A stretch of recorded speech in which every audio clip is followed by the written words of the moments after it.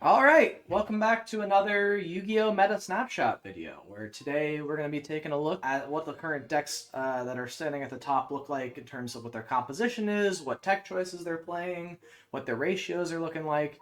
As well as this week, it's a bit special, we also get to discuss the ban list, as all of the results that we're going to be looking at are from pre-ban list tournaments.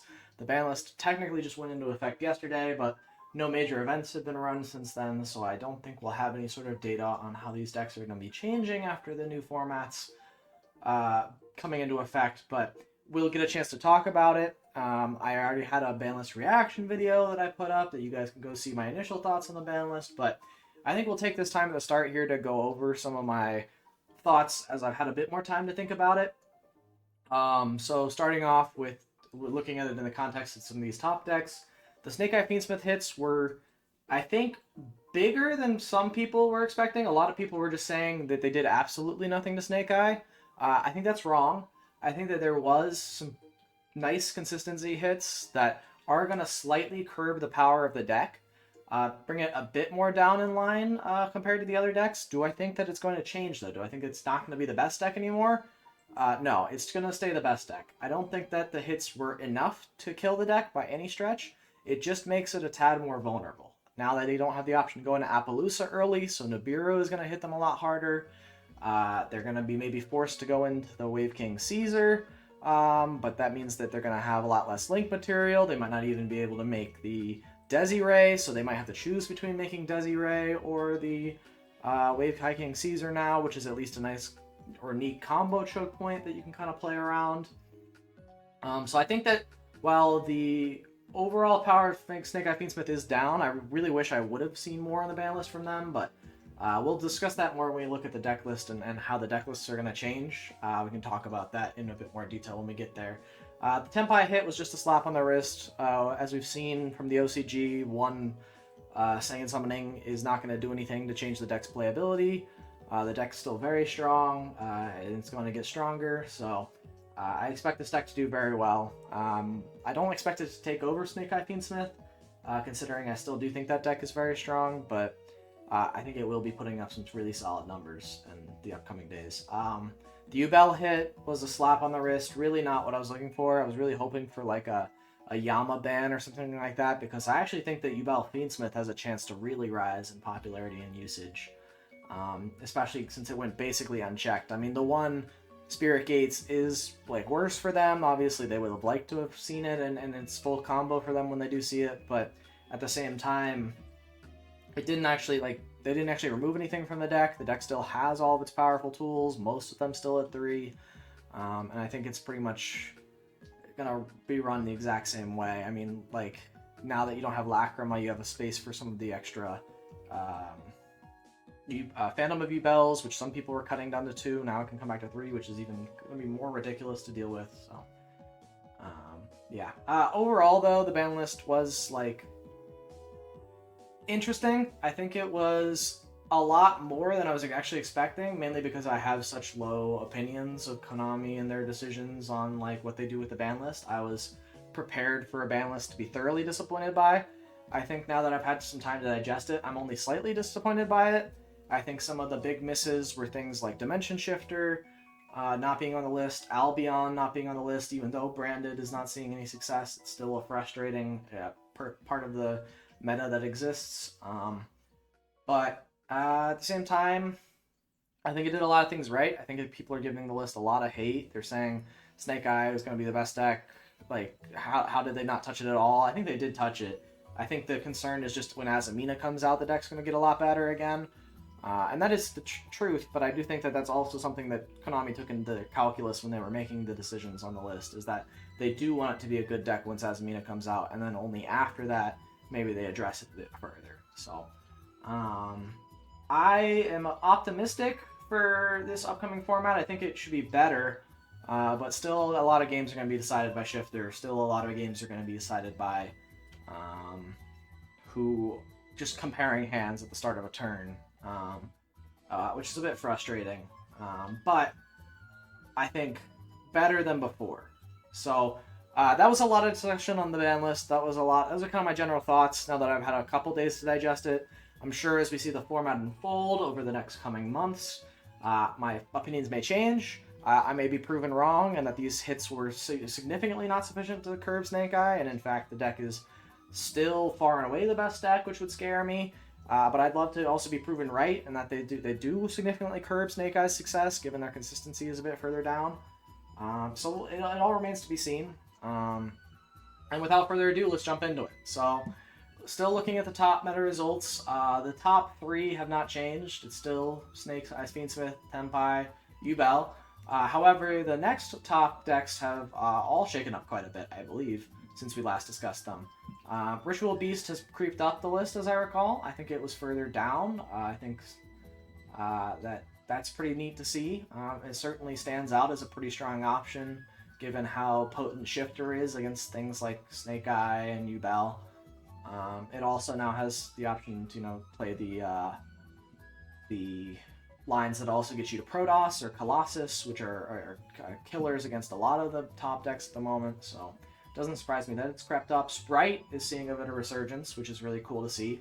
I'm a big fan of Spright. I think Spright is a fun 2-axis deck that certainly was a signal of like the new high power level that we're seeing in Yu-Gi-Oh! Today, but I'm happy to see it's still up there, able to compete, and I'll be excited to look over the list, because I haven't really been seeing what Sprite's been changing or doing recently.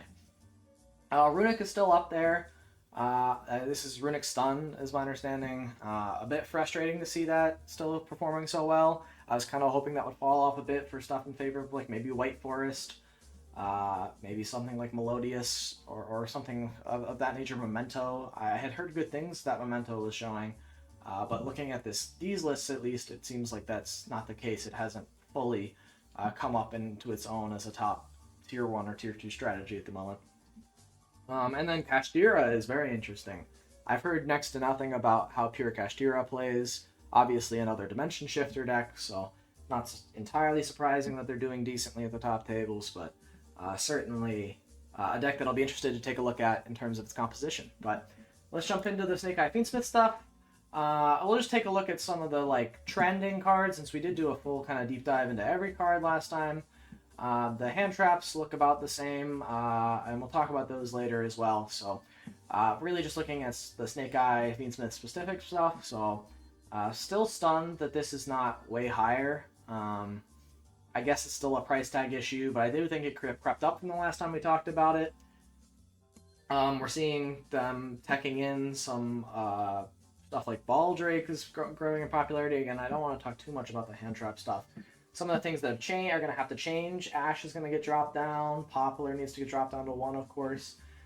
Where do I expect them to fill in that scenario?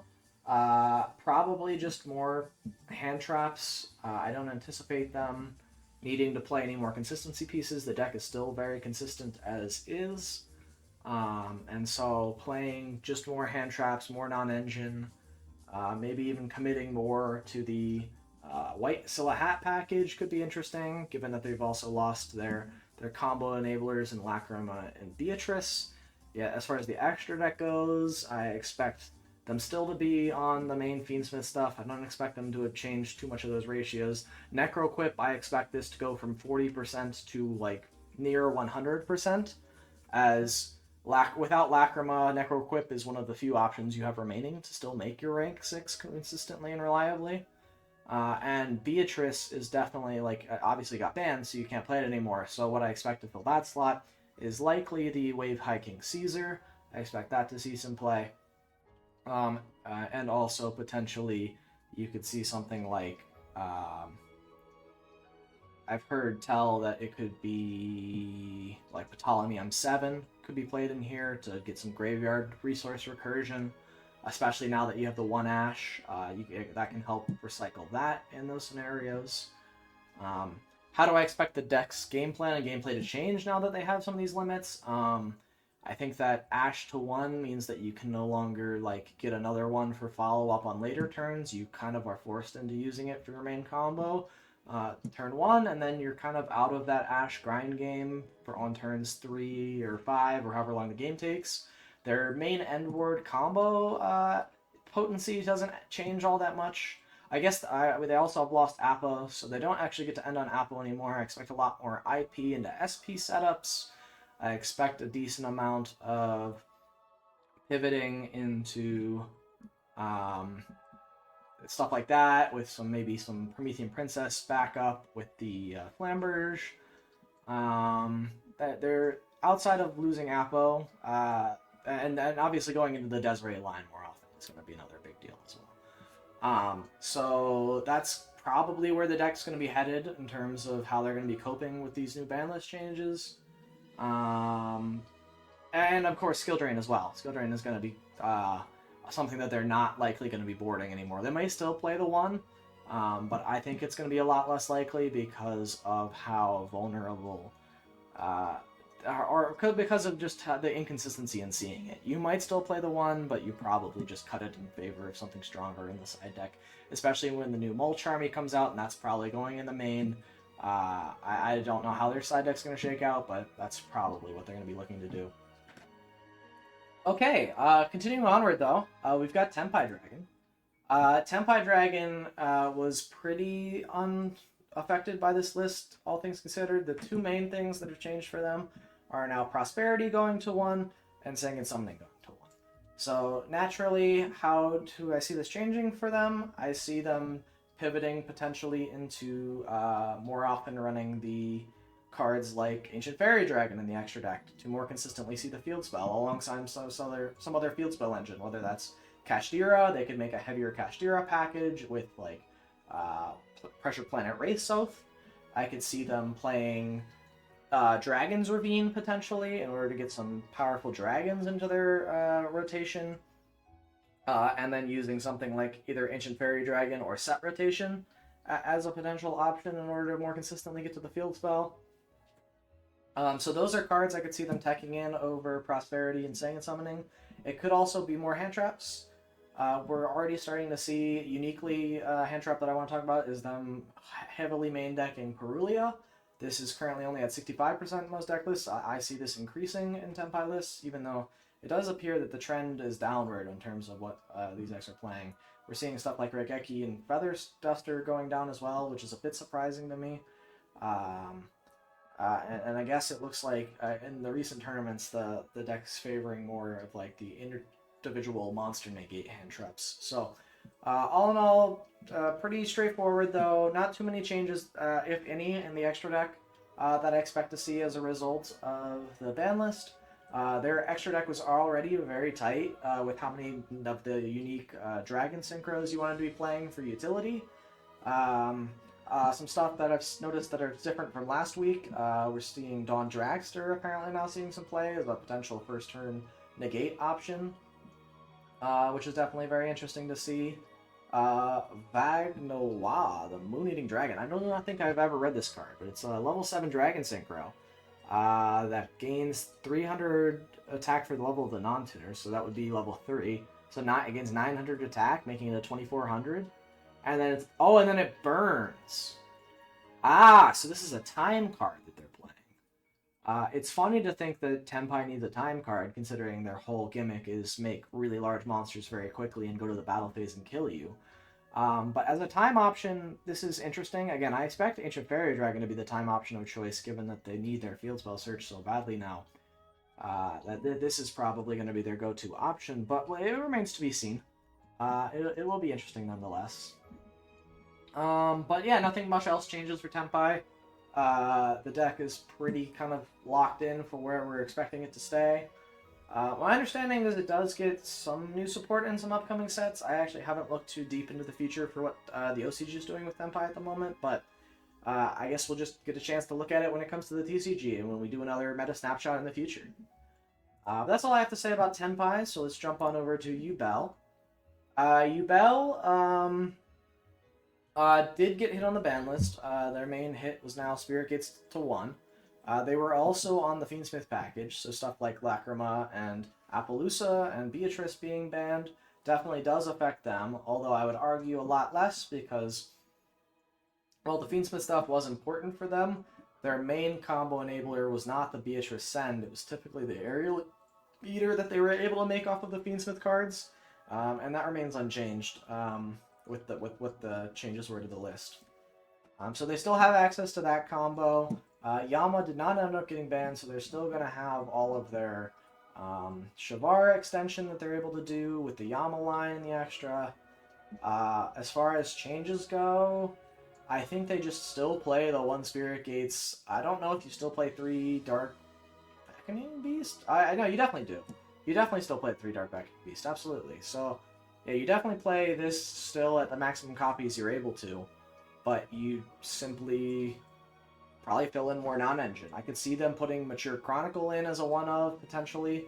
That appears to be going down in popularity, but I believe the last time we even looked at the deck, they didn't even list Mature Chronicle as a top main deck option.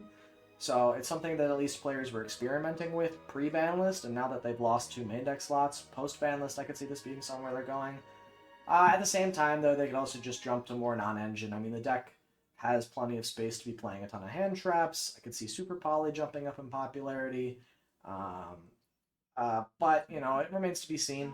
They were already on the Wave King Caesar as their rank 6 of choice, so that's not going to change. And I don't expect too much else to change in terms of what they're playing. But yeah, that's Yubel in a nutshell. I don't think that the deck is changed all that much by the ban list, so I expect it to still be as pretty strong, if not, or show itself as one of, or as the top contender. Again, I expect this to go to 3, especially now that they've got a bit more extra deck space. I can see them maybe playing the Red Dog a bit more often, and again, the Super Poly with the Deloving Defender could also come back into the fray as an option for them. But that's Yubel. Not too much else to say there. We're going to go down the top row of decks as well with a more individual breakdown.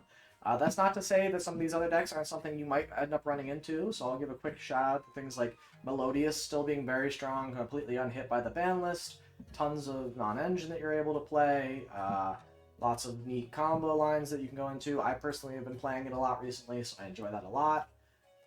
White Forest is a deck that I expect to be stronger. Even though it did lose the access to the Hot Red Archfiend Calamity line, it still has a lot of powerful synchro tools available to it. It's definitely a deck that could rise up in popularity. And then a deck that did get hit by the ban list pretty hard, but is still not dead, is Gimmick Puppet. My understanding is you can still FDK even without those 2. I believe it kills the 1-card FDK, but maybe I'm incorrect about that. But in any case, this is not a deck that's going to go away, but definitely will lower a lot in popularity. But without further ado, let's jump into Ritual Beast. This is a deck that has risen quite a bit in popularity. We've seen as almost kind of an anti-meta option, I would say. This is the anti-meta deck of the format at the moment. As far as the ratios and all of the Ritual Beast cards, not much has changed. Some things that we're seeing increase in popularity are the Nemesis Corridor. This is a card I talked about last time as something they were likely playing. Something I was surprised I wasn't seeing them play earlier. But with the advent of decks not necessarily fully caring about the Protoss as an option going turn 1, I mean, sure, it does hit a ton of decks really hard, but for any decks that it doesn't hit, it's actually just, it could be pretty bad into. So you might not want to go into it. And that's where the Thunder Dragon Colossus comes in. The Nemesis line also accesses Thunder Dragon Colossus if you decide to go for it instead of Protoss. If you have enough resources or you've drawn the Protoss already, you can do both, which is pretty crazy. So definitely something that I'm not surprised to see coming up here. Again, Ritual Beast was almost entirely untouched by the ban list. The only thing I'm seeing is they were playing Appaloosa in the extra deck, so that's likely to go away. Stuff that that's not likely to go away. It is going to go away because you can't play it legally. What fills that vacuum could be... I can't think of anything specific that they would be missing. I could see them more consistently playing the Colossus line, maybe even a second one if they're concerned about it, although it'd be difficult for them to make 2. But not impossible, because once you've fulfilled the condition on activating Corridor from your hand, you can turn something like a Canahawk on board, or in theory an ulti Canahawk on board if you were really in a struck type bind, into a Thunder Dragon Colossus, because it's not a hard once per turn to summon itself. It just needs to fulfill that condition once, not per copy. So that's definitely a direction I could see the deck going in. But overall, the ban list did nothing to touch Ritual Beast. I guess they were playing Prosperity as well, but that's not a big deal. They're just going to lose the 2 copies and instead trade it out for some more on engine. So, not much to talk about there. Spright. This is a deck I'm interested to look at. We didn't get a chance to look at this deck last time, so we'll go a bit more in depth into it and discuss it a bit. So it looks like the Spright variants that are topping are predominantly on the Nimble package. That's Nimble Beaver, which gets an extra copy of a Nimble monster from deck on summon. Nimble Angler, which is when it's sent from the hand or deck to the graveyard, summons 2 Nimbles from deck. So it is a very potent way to get 2 level 2s on board very quickly, and a number of them at that. As for the Sprites, you're playing 3 blue, 3 jet, it looks like 2 red, 1 purple, or red and carrot. The ratios of those are pretty much what they were back in normal Sprite format. You could, in theory, look into playing more carrot, or even another, or 1 fewer red if you wanted, depending on what you're worried about, but those ratios, as alongside 3 starter, are pretty straightforward. It's interesting to me that 100% of the decks run Double Cross. This is a card that was an inclusion in most Sprite lists, but not all, for a while, so it's nice to see this coming back as a mainstay staple. Very powerful trap card that is just some monster removal, which is pretty nuts.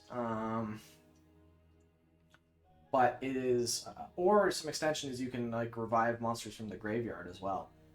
Definitely a very strong card, a lot of versatility, so it's nice to see that coming into play. The engine that's very interesting as well is the Swap Frog Mirror Mage engine. It is a level 2 engine, so it puts 2s on board. The Swap Frog sends the Mirror Mage from deck to grave on summon, and then when the Mirror Mage is sent to graveyard, it's allowed to search the Freezing Chains of the Ice Barrier, which is a monster reborn for Ice Barrier, which summons back the Mirror Mage.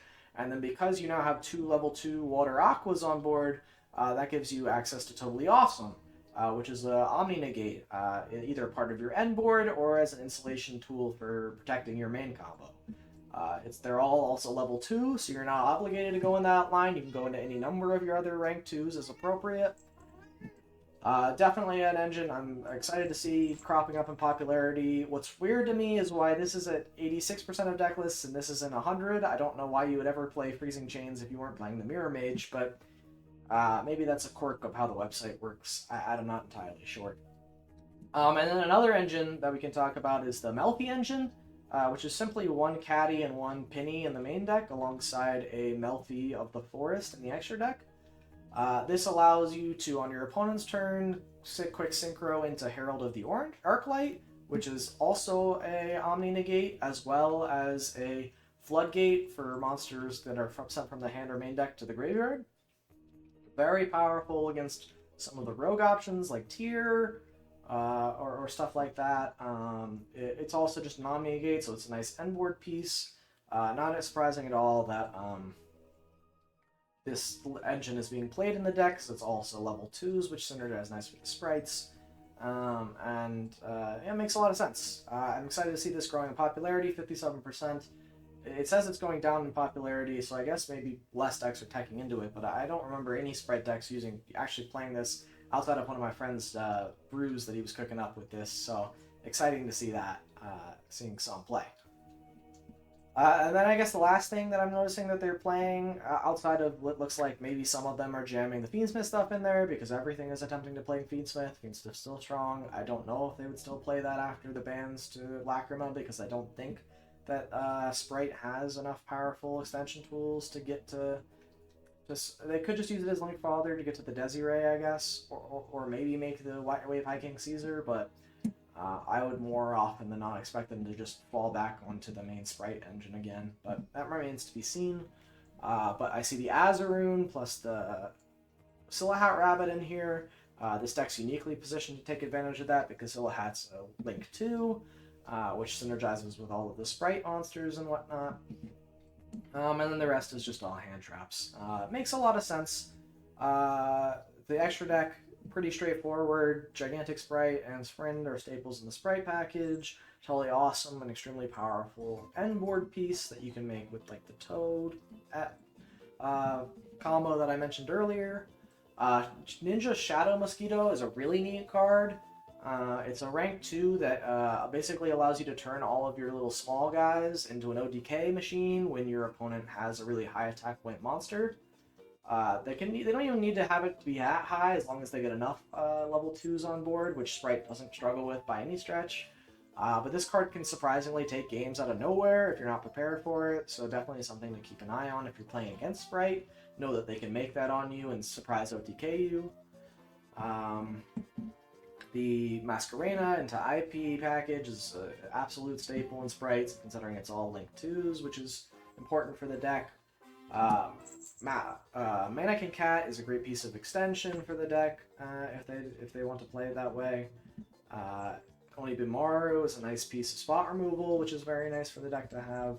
And then the rest of their extra deck is kind of just some generic toolbox pieces that they can tech out with however appropriate. Alongside, the Fiendsmith cards are bloating this in terms of what it's showing, because the deck is sometimes playing Fiendsmith, but for the most part, in pure Spright, these are what you're looking at, and it's not all that different among the different builds. But that's Spright. Yeah, that's a neat deck. It's a deck that I'm looking into exploring in the upcoming format.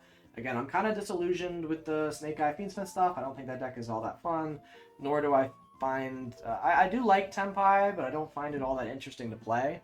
It's a cool deck in concept, but as long as it's still just jamming like Shifter and a bunch of non-engine, I'm not as big of a fan. So I'm kind of going to let those sit, let those simmer out, and kind of explore some of the rogue options, and this is one I'm definitely going to be looking into exploring as the format evolves. On to the next one, though. It's Runick.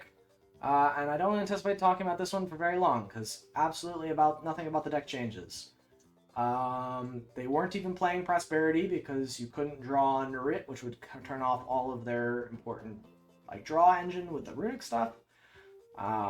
None of their floodgates majorly got hit except for Skill Drain, which goes down to 1. I don't think that they're going to struggle to find more floodgates to play. I think they're playing basically the kitchen sink of floodgates at this point. Stuff like Grave of the Super Ancient Organisms. They're on Synchro Zone, so they could just play an extra copy of that in theory. Maybe even a third of Mono Iwado. So the deck doesn't change at all with any of the banlist hits. People were thinking that maybe this deck should get hit. But I don't think it was seeing enough tournament success to warrant much, outside of the Floodgates I was hoping would get banned, but Limit Skill Drain is at least better. They're less likely to see it, even though the deck draws a ton of cards. So this deck will likely still be around. I would expect to not see it go away, and certainly a number of Runick variants exist out there as well that might see some play. But yeah, let's jump into Kashtira. I'm interested to see what the Kashtira builds look like, because I don't know too much about the deck in its modern incarnation. Obviously, back when Kashtira was a dominant meta threat, with Rise Heart and all of that degeneracy, the deck was the best deck by far. So looking at it now, I mean, we're seeing that they're basically maxing out of 3 copies of all of the good Kashtira cards, and those are Fenrir, Planet Wraithstoth, Birth, Rise Heart, Unicorn, Theosis, and whatnot. So those are the main Kashtira, good Kashtira cards. They're also playing a number of one-ofs, Scareclaw Kashtira. Some are playing the Kashtira Ogre in the prep, which are other tools that the deck can go into.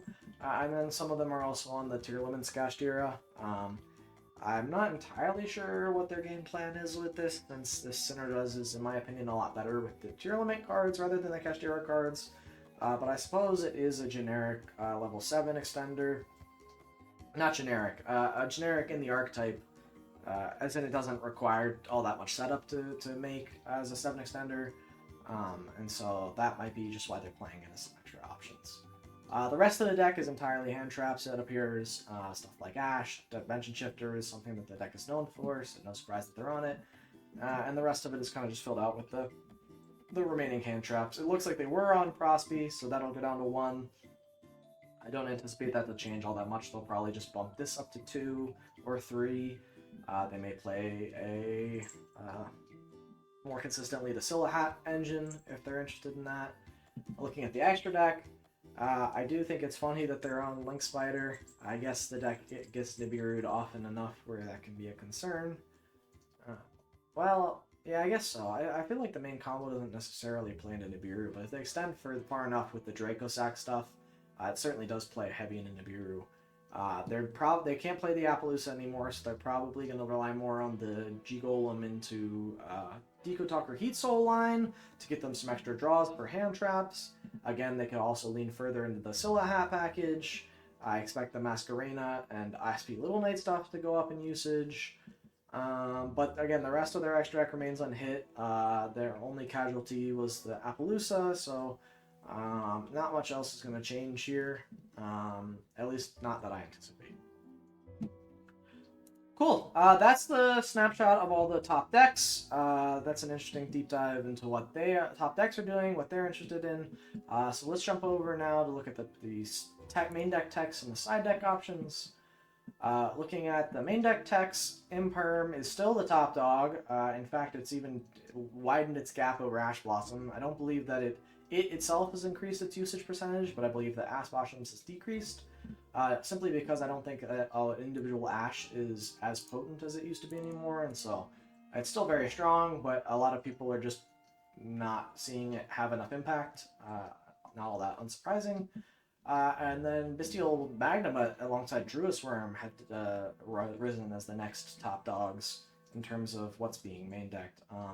Obviously, with the Fiendsmith stuff, now most top decks are playing some sort of lighter dark target in the graveyard that you can hit with these cards, which is really neat to see. Even against a deck like Tenpai, in theory, if they go first and make the Heretic Seal, if you're able to Bestial... that's typically the only card they end on, so you can't Bestial them there, so maybe that's not a good scenario. But in any case, they at least have a light in graveyard after that for you to be able to Bestial them. So you do get some advantage there. But it's mainly for the Fiendsmith stuff, and also Yubel and some of the other rogue options are all light and dark, so definitely not a surprise that this is creeping up. Nibiru is a card that has also, I believe, risen in usage since we last looked at it. And it's a card I anticipate will jump up to maybe the third slot in terms of usage now that Appaloosa is gone. A lot of decks have lost their generic extra deck option for dealing with this card. And so I think we will see this card rise in popularity now that decks are going to have to really scramble to find a way to deal with it. Or just lose to it outright, because most decks now with the Fiendsmith stuff are special summoning more than 5 times per turn for sure. Talents is a card that I also believe has increased slightly in usage. Mainly just given with how many hand traps are in the format. This is also no surprise. It's a nice way to counter hand traps if you're going first. Additionally, as a going second tool, it's also very strong. It's such a uniquely versatile card in that way, where it just feels so good to draw almost all the time. It seems like people have really decided that 2 is the ratio to be playing in your main deck. I'm not sure I entirely agree with that. I still think that it is probably a go 3 of, even though you don't want to see multiples desperately. Seeing one of it is sometimes like mission critical, whether it's going first if you get hand trapped and need to stop your opponent, or going second and you absolutely need to break a board or draw into your board breakers. It can be absolutely crucial, so tough to see it. I'm surprised to see it at 2, but I guess that's kind of what the format has determined it should be at. And then some other options. Effect Veiler is the weaker Imperm, Call by the Grave to deal with all of these hand traps that are floating around. Droplet in the main has, I believe, risen up there as well. I think it maybe was on here last time, I'm not entirely sure, but people are now deciding to main deck it instead of side deck it, just because of how strong some of these end boards are becoming, and having a way to like non-targeting, negate, and have your opponent not be able to respond to that is going to be extremely more critical with how many strong end board negate pieces decks are putting up now with stuff like Desiree and whatnot. And then Shifter. Shifter has now made it onto this list as being in 31% of decks, which is crazy to me, because like this should be a card that like only a specific few decks can be playing, and it's frustrating that we now have at least a third of the meta being able to main deck this bad boy. I think that's a sign of a bad format. I was really disappointed to see this not get hit on the ban list, but I think it's kind of an evil that's going to exist as long as the top decks are unable to play through it. And Snake Eye Fiendsmith cannot. Neither can Yubel. So those two decks just lose to Shifter, and the top decks will continue to play. In the side deck, the top dog is still Cosmic Cyclone, and I believe it's growing. This is no surprise to me, given how now there are a number of decks whose choke point are their spell trap. With Tenpai, the field spell being at 1 means that a Cosmic Cyclone in response can be absolutely turn-ending to the Tenpai player. If all of their stuff is able to be affected in the main phase, they are very, very vulnerable to hand traps. Additionally, against stuff like Yubel, hitting the Nightmare Pain has always been good, but now that they only have 1 Spirit Gates, hitting that with a Cosmic Cyclone can also be turn-ending for them if they don't have a good enough hand to extend through it. Especially when paired with another sideboard piece or hand trap, it can be really, really devastating. And then Ghost Sister and Subuki Dogwood being second. I believe that is an additional increase from where it was last time. It is now in 50% of decks, which is, again, another symptom of the format being in a tough spot. Having to have a card in your side deck that is just designed to win in time is a sign that, like, hey, I can't beat the best decks at what they're doing traditionally, so I'm going to beat them by abusing the rules of Yu-Gi-Oh! In that, like, we can only be playing for a certain amount of time. So if you're going to go full combo, if you're going to special summon 20 times per turn, then you're absolutely not killing me, you're not going to gain more life points than me, and I'm going to be able to win in time against you if it's game 3. Frustrating or weird to see that this card is so good, but again, it's not necessarily a problematic or a bad card at all. It's just there, it's just what it is. So, if anything, just a symptom of the bad format, not necessarily a problem of it. Harpy's Feather Duster, and subsequently we'll talk about Lightning Storm as well, being the generic back row removal pieces of choice. Lightning Storm being able to hit monsters is a nice side note, but mostly these are just there to clear a bunch of the back row decks that are still around, stuff like Runick, which we looked at as being a Floodgate Turbo deck, stuff like Labyrinth is still in theory around, and a lot of the top decks are siding in some Floodgates before the ban list, but even likely after the ban list, they'll just jump to some new Floodgate that they can play. So having Spell and Trap removal is going to be nice for any going second option. Dimensional Barrier has seen a surprising rise. I believe this is kind of directly proportional to the rise of Tenpai. Seeing Tenpai jumping up in usage percentage, I believe it was closer. Well, we'll go back to that just briefly. Oh, whoops. Let's go to the tier list. Is Yugioh meta broken? Oh, I need to go to deck types. Duh. The jumping over this quickly, Tenpai is now up at like 22.3, which is almost the same usage as Fiendsmith Snake Eye. Really surprising to see these numbers kind of laid out for me here, but this used to be like 38, I believe, and this was like 20 or something, maybe even less. Maybe like 18, so seeing these become closer in line, the rise of Tenpai is definitely going to lead to the rise of Dimensional Barrier, as this is kind of the strongest option against them when you're forced to go first. And this also hits stuff like Whitewood, this hits stuff... this even does hit like the Fiendsmith combos, if you can call Fusion against them. It's frustrating for them.